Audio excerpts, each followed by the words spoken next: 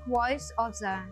ఈ రోజు కొరకు ఏర్పాటు చేయబడిన సందేశం 2 కొరింథీయులకు రాసిన పత్రిక 12వ అధ్యాయం 9వ వచనం. ఇది మనకి చాలా సుపరిచితమైన వాక్య భాగమే. ఇక్కడ రాయబడిన మాట, అందుకు నా కృప నీకు చాలును, బలహీనత యందు నా శక్తి పరిపూర్ణమగుచున్నది అని ఆయన నాతో చెప్పెను.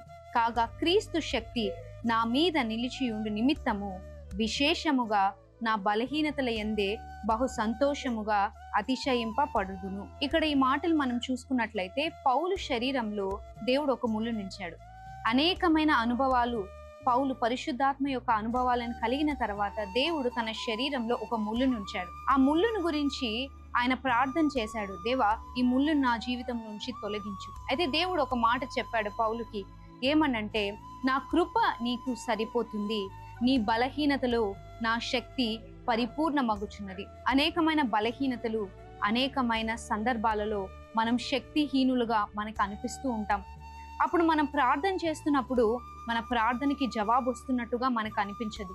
నేను ప్రార్థన చేస్తున్నాను, దేవుడు ఎలాంటి జవాబు ఇవ్వట్లేదు అని మనం అనుకుంటూ, దేవుడు నన్ను పట్టించుకోవట్లేదేమో అని మనం అనుకుంటాం. అయితే నీ బలహీనతలో ఆయన శక్తి పరిపూర్ణం అవుతుంది అని దేవుని వాక్యం సెలవిస్తుంది. అది ఎలాంటి బలహీనత అయినా కావచ్చు, అది ఆత్మీయ బలహీనత కావచ్చు, శారీరక బలహీనత కావచ్చు. ఆ బలహీనతలోనే దేవుడు తన శక్తిని నీకు కనపరుస్తాడని ఈరోజు దేవుడు వాగ్దానం చేస్తున్నాడు. ఇంకా మనం చూసుకున్నట్లయితే, కాగా క్రీస్తు శక్తి నా మీద నిలిచియుండు నిమిత్తము విశేషముగా నా బలహీనత యందే బహు సంతోషముగా అతిశయింపబడుదును. అంటే మన అతిశయం ఏంటి అంటే మన శ్రమలే.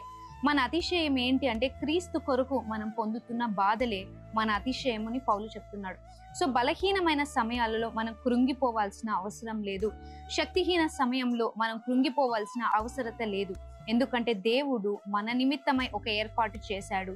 అది ఏంటంటే క్రీస్తు యేసు యొక్క శక్తి మన మీద కనపరచబడినట్లుగా ఆయన మన యొక్క బలహీనతలో తన శక్తిని పరిపూర్ణపరుస్తున్నాడు. ఈ రోజు ఈ వాక్యం ద్వారా మిమ్మల్ని అందరినీ కూడా దేవుడు దర్శించబోతున్నాడు, మిమ్మల్ని బలపరచబోతున్నాడని నేను నమ్ముతున్నాను. ఈ వాక్యం ద్వారా దేవుడు మీ యొక్క జీవితాలను మార్చును గాక. God bless you all. Amen.